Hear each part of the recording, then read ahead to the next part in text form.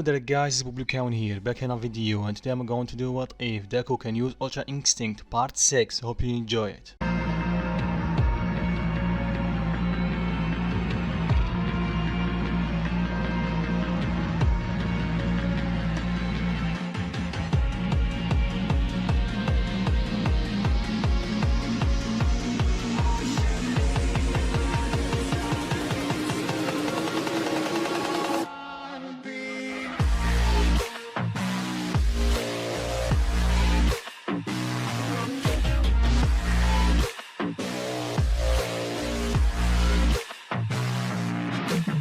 So this time, no recap. If you want to know what happened last part, click on the I button right here and you will see the part 5 of this story. And with that out of the way, let's begin. After Deku returned home, he was wondering about this weird aura that he was sensing coming from him and the others. So he went on the internet and tried to find anything that can explain that weird aura. At first he wasn't having any luck and literally found nothing. Then he accidentally tapped on a video titled "What is Ki?" So after listening for a few seconds, he realized they are talking about the auras. But sadly they don't explain how we can sense it. They only explain the basics of what is Ki and some theories how to use it. So yeah, he didn't find what he's looking for, but he practically know nothing about it. So he think maybe his master knows something about this Ki thing and decide to ask him tomorrow. But he tried to sense it one more time before he go to sleep. So he tried, and it was not easy as he expected, but in the end he did it. He was slowly able to sense his own Ki than his mom's, but he also realized the difference. His Ki is way bigger than hers. He amped the percentage of his Ultra Instinct to 10% because he was only using 5% before. Unlike he expected, his Ki grow even more larger. But after that he powered down. He doesn't want to destroy his house. So then let's say fast forward the next day. He do his routine, got on his bike, go to see his master. But he went a bit early than the others because he was impatient. When he did, his master was surprised to see him this early. And he asked him, does he need something? Deku replied, yeah, I have a question. Do you know anything about something called Ki? His master's eye widened and him, yeah I do, but how do you know about that thing? Deku replied, the internet. His master told him, yeah, figures, so what do you need to know? Deku replied, is there any way to sense it or something like that? His master told him, yeah, I did hear that there is some people that can actually sense it, but the people that did, they are master in martial arts. And they are quite old, so it's not easy task to do. But why are you asking about it? Deku replied, well, I think I can sense it. His master chuckled and told him, come on kid, it's still way early for this type of jokes, kid. Deku told him, I'm not, I actually can sense it. Yesterday I was able to sense everyone's Ki while I was meditating. And I was able to do it again in my house. His master still don't believe Deku, he only think that his Ultra Instinct amplify his hearing or something. And he tell him, okay, let's do a test if you can really sense my Ki. Close your eyes. Deku did, and when he turned to open them again, he see that he's surrounded by 20 of his master, mirages. Then he tell him to try and find him. Deku tell him, challenge accepted. He closes his eyes, take a deep breath, and start focusing. And because he tried once before, he was able to use it much faster. Still, it did take him like a minute or two. This is only the third time he is going to sense Ki. So when he did, he locked on his master Ki and stopped his fist in front of his face and tell him, I found you. His master was shocked. He deactivated his quirk and tell him, you aren't kidding, you were able to sense my Ki. Deku tell him, told you so. So can you tell me everything do you know about Ki? His master told him, well, I don't know much, but I think you already know that Ki is the life force of everything, right? Deku nod. His master continue. Except from that, I know there is a difference in Ki from one person to the other. You can consider it an invisible fingerprint. And it's also different from good person to a bad person. But I don't know how, and that is the extent of my knowledge. Deku told him, well, that was actually helpful, so thank you, sir. His master smiled at him, anytime, kid. So you're already here. Come on, change to your gi, and let's see how far we can push your body. Deku replied, yes, sir. And by the way, guys, Deku is wearing his weighted clothes. I just want to point that out, that's it. So Deku start training before everybody arrives. When few people start showing up, one of them is Kirishima.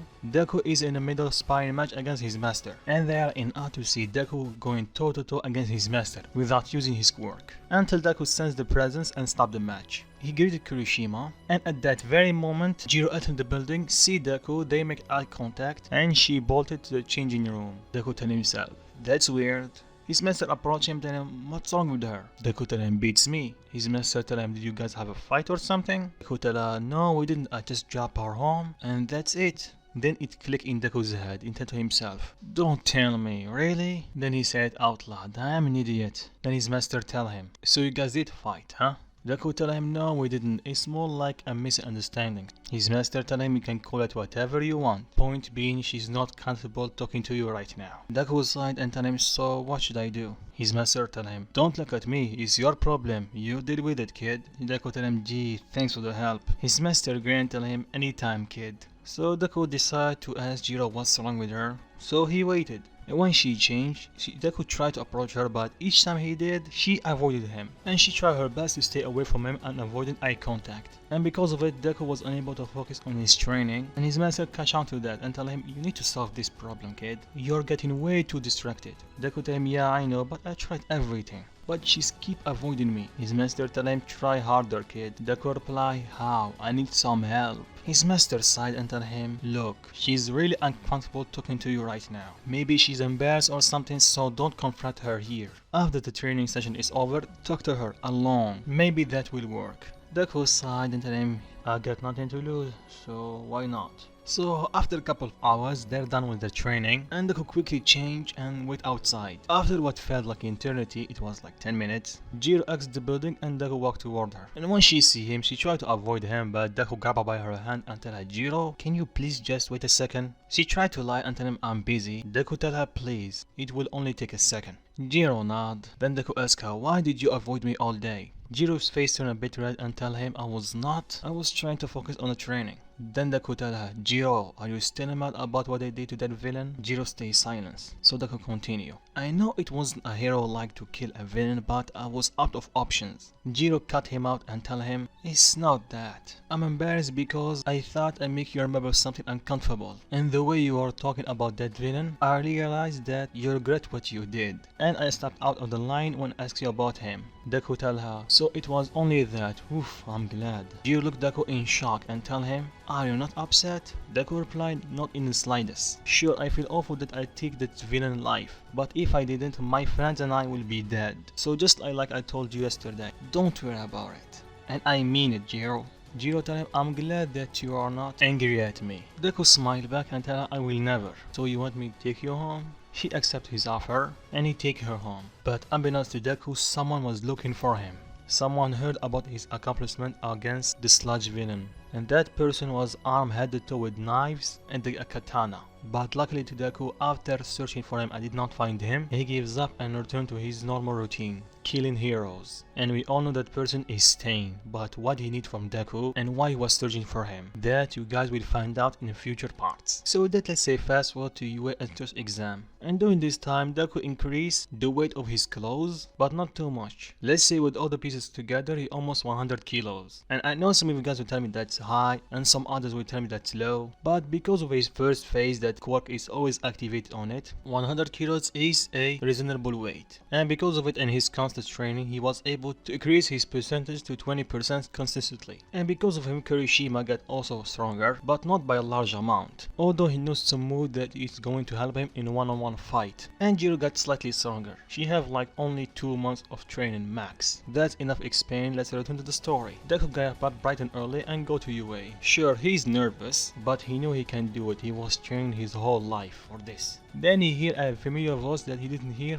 for a few months. He turned around and see Nafumi. They get each other. Then a third person joined in, Kirishima. Deku introduced both of them to each other. Then Kirishima told them we have to hurry. They nod and they entered the building. After that they went to the theory exam and Deku aced it like the original. After that is the practical one and Deku sit right beside Bakugo like in the original, to the dislike of both of them, and neither of them utter a word.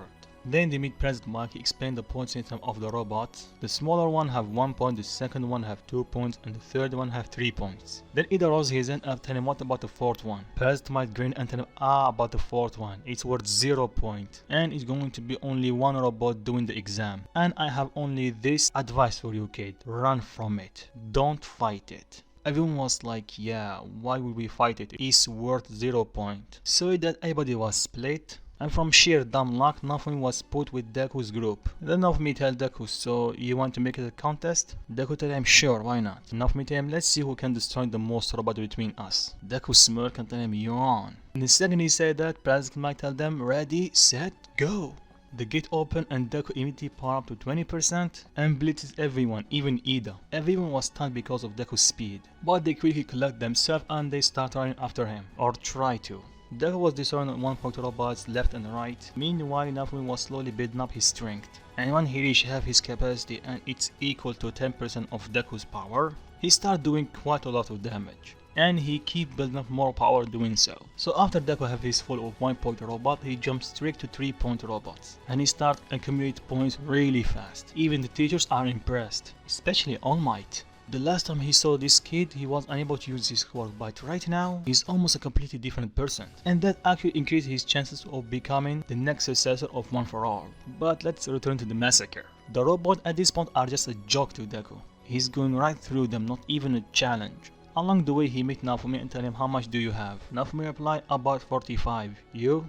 Deku reply, 50. Then he see a few 3-point robot coming toward him, and Deku go full angry Kamehameha on them. Then he looked at Naofumi and tell him, I think with this is 55. Naofumi and Deku is not over yet. And start hunting away from him because if he stay close to him, he would not get any points. Deku did the same and started hunting for points. After Naofumi destroyed a few robots, he encountered the 0-point robot. Everybody started running, including him. Then he heard a scream. He looked behind him and see a girl, and her foot is stuck beneath rubbles. So she cannot escape, and she will get crushed by the robot. And immediately Naofumi charged at the robot, and with every ounce of his power that he have right now, he fired a Nova Flash straight to his face. And the attack did some damage to the robot, but not enough to stop it. Then he started feeling the backlash of his technique, and he was unable to move. But that did not stop him from trying to save Oraka. With every ounce remaining of his power, he tried to lift the bottle of Oraka, but sadly he was not strong enough to do it. When he realized that the 0-point robot is just beside him, he's going to crush him. Then a giant boom was heard from afar.